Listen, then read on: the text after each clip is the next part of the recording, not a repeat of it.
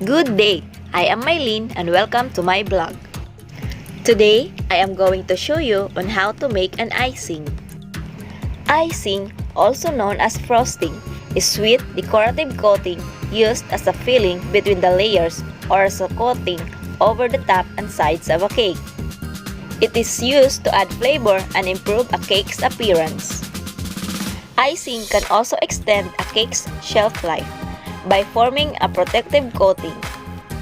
So, let's start making. 200 grams of butter, 2 cups icing sugar, 2 teaspoons of milk, 1 teaspoon vanilla essence, 2 teaspoon food coloring optional,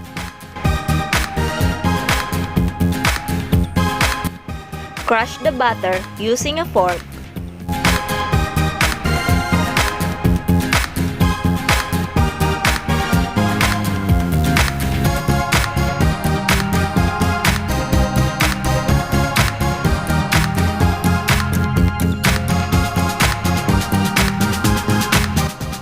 Transfer to a bowl. Then whisk for 2 minutes. Put icing sugar 2 spoons at a time and whisk well.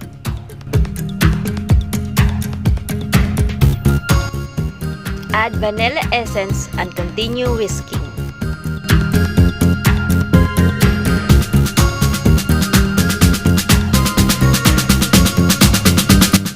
Add the milk and mix well.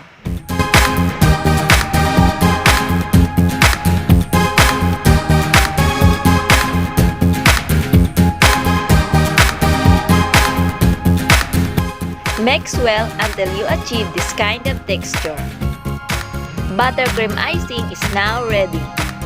Just add food coloring if you want many colors for your icing.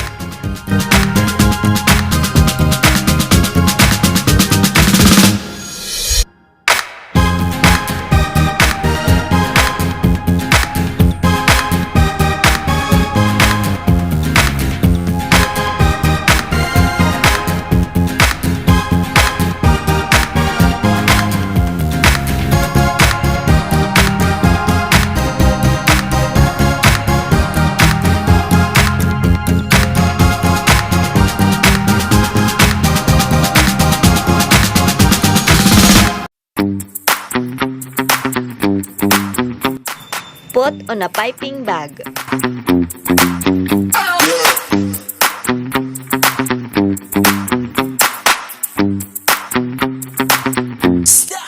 Start decorating our cupcakes.